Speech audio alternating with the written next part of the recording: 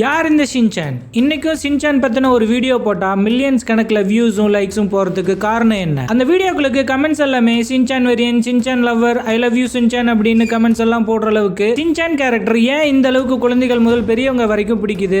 நிஜ வாழ்க்கையில் நடக்கிற விஷயங்களை யதார்த்தம் கலந்து காமெடியோட ஒரு பஞ்ச் டயலாக்காகவும் கவுண்டர் கொடுக்கிற விதமும் ஷின்சான் கடிச்சுக்க ஆளே இல்லைங்க. பென்சில் ஓவியம் போன்ற உடல், குட்டை உருவம், பெருத்த தலை, கியா கியா குரல், இதாங்க ஷின்சான். இணைய உலகில் லேட்டஸ்ட் சூப்பர் ஸ்டார் அப்படின்னு பாத்தீங்கன்னா இந்த ஷின்சான் கேரக்டர் தாங்க. வயது பாரபட்சமே இல்லாம குழந்தைகள் முதல் பெரியவங்க வரைக்கும் இந்த ஷின்சான் கேரக்டரை பிடிக்காத ஆளே இல்லைங்க.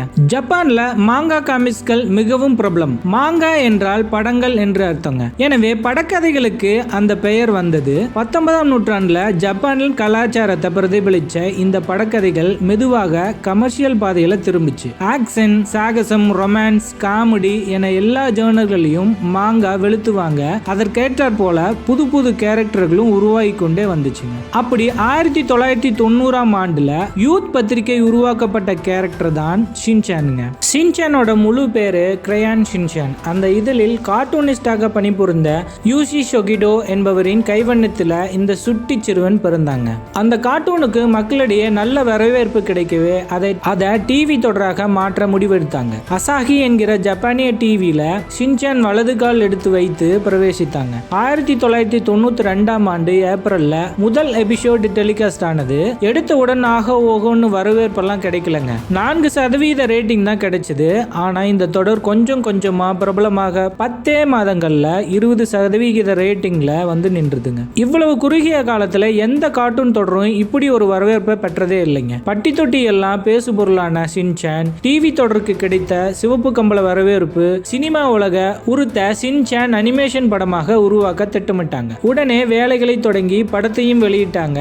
படமும் ஹிட் ஆச்சுங்க. அன்றிலிருந்து இன்று வரைக்கும் ஜப்பான்ல ஷின்சான் ராஜ்யம் தாங்க. 940 எபிசோடுகளை கடந்து 25 முழு நீள அனிமேஷன் படங்களாக அவதரித்து 30க்கும் மேற்பட்ட மொழிகள்ல சக்க போடு போட்டுச்சு அப்படின்னா அதுக்கு ஒரே ஒரு காரணம் ஷின்சான் கேரக்டர் தாங்க. அப்படி என்ன இருக்குது ஷின்சான்லன்னு கேக்குறீங்களா? 5 வயது கிண்டர் கார்டன் சிறுவனான ஷின்சான் ஒரு இடத்துல இருக்கவே முடியாதுங்க. ஏதாவது செய்து தன்னைத்தானே பரபரப்பா வச்சுக்குவான். அவன் அம்மா மிஷே, அப்பா ஹிரோஷி, தங்கை ஹிமாவாரி, நாய் ஷிரோ என அளவான குடும்பங்க. தன் குடும்பத்தையும் ஏரியாக்காரர்களையும் நண்பர்களையும் தன் சேட்டைகளின் மூலம் எப்படி பாடாய்படுத்துகிறான் அப்படிங்கிறது தான் இந்த காமிக்ஸ் கதைங்க. ஆளை பார்க்கவே சிரிப்பா இருக்கும். இது போக அந்த கியா கியா குரலும் கிச்சு கிச்சு மூட்டும் வசனமும் குழந்தைகளுக்கு ரொம்ப பிடிச்சு போச்சுங்க. மழலை மனதுக்கு மொழி முக்கியம் அல்ல. எனவே ஜெர்மனி, அமெரிக்கா, இந்தியா, சீனா, டென்மார்க், பிரான்ஸ் என ஏகப்பட்ட நாடுகள்ல இவனுக்கு ஃபேன்ஸ் ரொம்ப ஜாஸ்திங்க. இந்தியாவில் 2006ஆம் ஆண்டு முதல் ஷின்சான் தொடர் ஒளிபரப்பாக தொடங்கியது. தமிழ், தெலுங்கு, இந்தி என வெளியான 3 மொழிகளிலும் செம்ம ஹிட்டுங்க. முக்கியமாக தமிழ்ல ஷின்சான் பேசும் வசனங்கள் எல்லாம்